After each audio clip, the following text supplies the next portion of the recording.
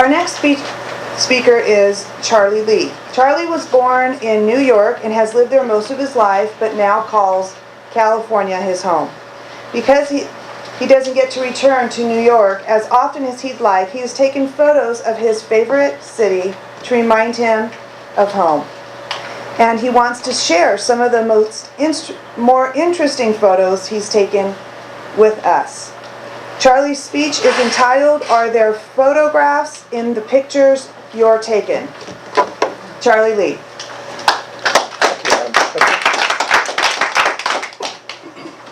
Good morning, Toastmasters, guests. Are there photographs in the pictures that you are taking? I like to take pictures as much as the next guy. And I have taken a lot of pictures, but they were just pictures. There was always something missing. There weren't photographs, and they certainly weren't art. Is there art in the pictures that you're taking? I thought that buying a better camera would make the difference, but I didn't know my elbow from an f-stop, and still don't, but I didn't let that stop me.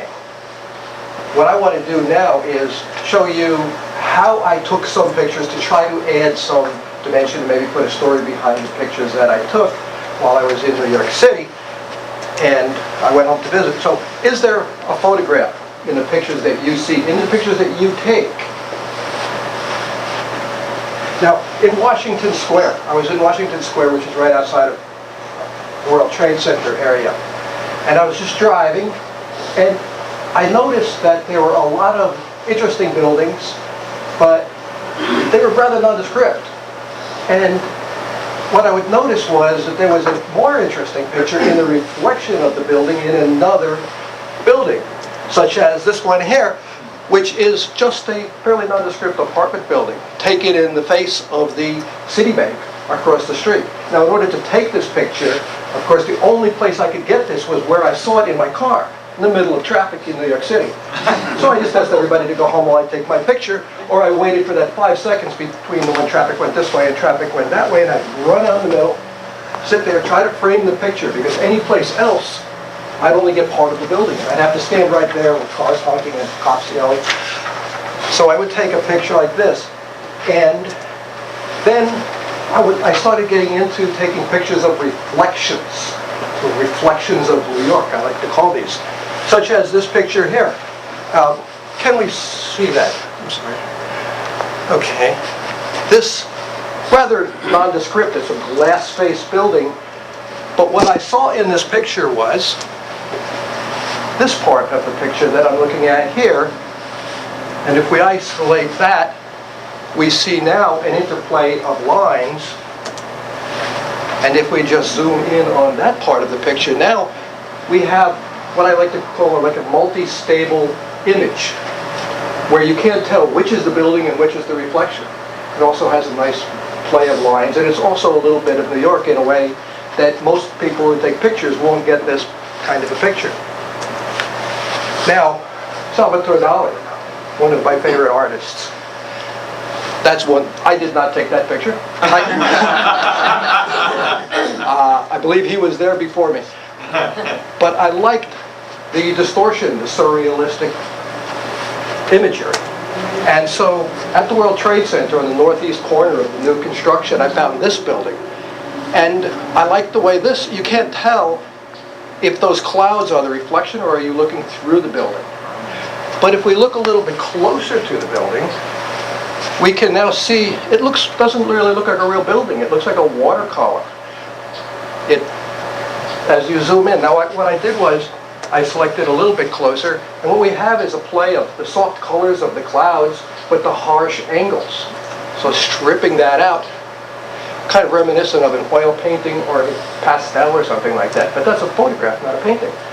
And I found that very interesting, but it still wasn't what I was looking for. I was looking for something a little bit more interesting, and I was walking around, driving around New York City, and around the other side of the construction area, which was similar to this area here, this building is here, and as I'm walking around the other side, I notice in my peripheral vision, I see this picture. Just happened to notice it, and that is the first building that we were just looking at a moment ago. But this was the perspective that I was looking for, which has a little bit of Salvatore Dali in it, which I recognized. And after I cleaned up the windows, because the windows were dirty, and I stretched it out a little bit, that's that same building. But it's a little bit more of a surreal, abstract perspective of the building, which gives it a little bit more of a dimension. And here's another building on Fifth Avenue around Penn Station. Again, this doesn't look like too much right now, but that's actually the reflection of 3 buildings in 3 other buildings, and in 2 dimensions. It doesn't quite come out, so I illustrate that for you. That center building is actually the reflection of the building on the left-hand side. You know, I'm kind of in the way here, aren't I? The New York Library is on the right-hand side, which is to my right rear, and that other one in the yellow is directly behind me. So it's an abstract display of the different buildings in New York, which I then separated out and then stretched it out.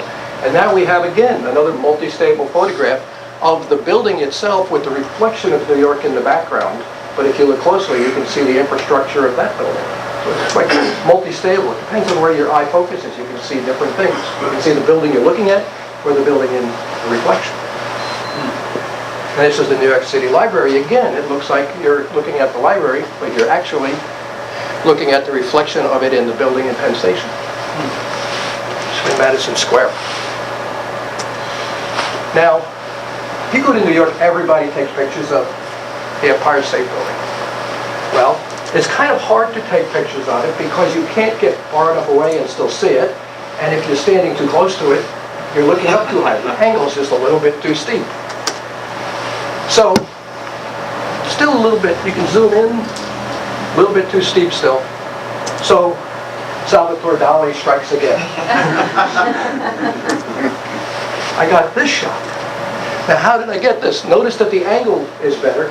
Looks like I could be taking this from New Jersey, but I'm not in New Jersey. What I did was, again, risking my life, I took that picture by bouncing it off of the sports store here, with a glass front. And if you look at it from above, this is from Google, I would stand here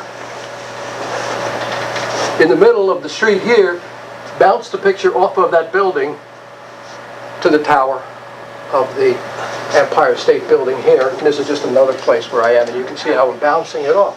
So I get the angle that I needed, and I also get a little bit of that Dali-esque distortion that I was just mentioning here, which is the reflection in another building.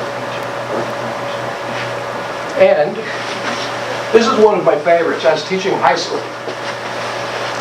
I took this picture here of the Statue of Liberty, zoomed in, enlarged it. Now I've got Statue of Liberty teaching class with all the kids raising their hands. And that picture was taken from Battery Park through the Statue of Liberty, and those cranes, those children, are in New Jersey, 5 miles away. So where are the photographs and the pictures that you see? And there's the camera that was taking those pictures. And I want to thank you. Our next evaluator will be Roxanne Anderson, evaluating Charlie Lee. Roxanne.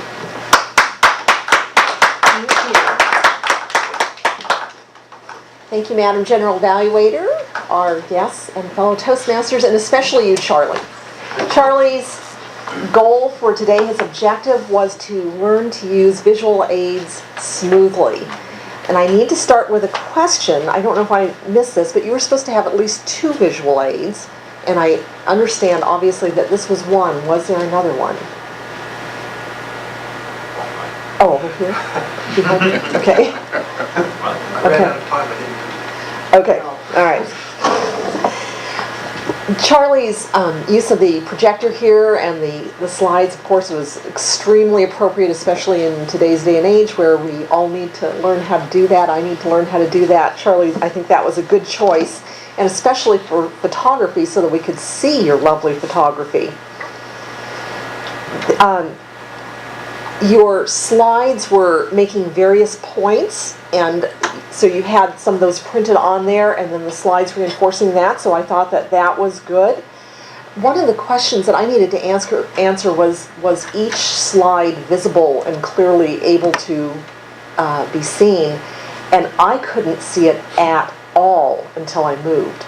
You were, from where I was sitting there next to Bob, with you standing here, you squarely blocked out the entire screen. I probably had the worst seat for being your evaluator there, so I did get up and move so that I could see what you were talking about. But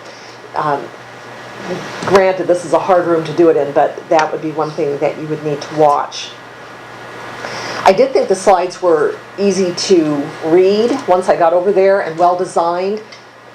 They were cattywampus, and I was arguing with myself about that one. I tend to like asymmetrical, but I didn't know if that was part of the presentation, that they were off a little bit. I did notice that. You did seem to go smoothly and with confidence from one to the other, so that was a really good thing. I thought your purpose was to say, put some art in your photos. So in as much as that was your purpose, then that came through. Your body language, I thought, was really good. One thing that we're always cautioned is that when you are giving a PowerPoint presentation, the room's dark and everybody's focused on there, you still need to be the main event. And I think you did, Charlie. I think you did that well. You stood there, you kind of commanded it, and your gestures were large, and so you were on stage. And it was about you, even with the slides up. Some of the things that I really liked were, I really liked photography, so you have me right there. And I really like artsy photos, so I like that. I thought you had a good introduction having to do with New York, which then led into your presentation, so that was good. And also starting with the humor, I wouldn't know my elbow from an f-stop, and at the end, here's looking at your kid with the photo, all contributed to the speech, and those were some of the points I really liked. Madam General Evaluator.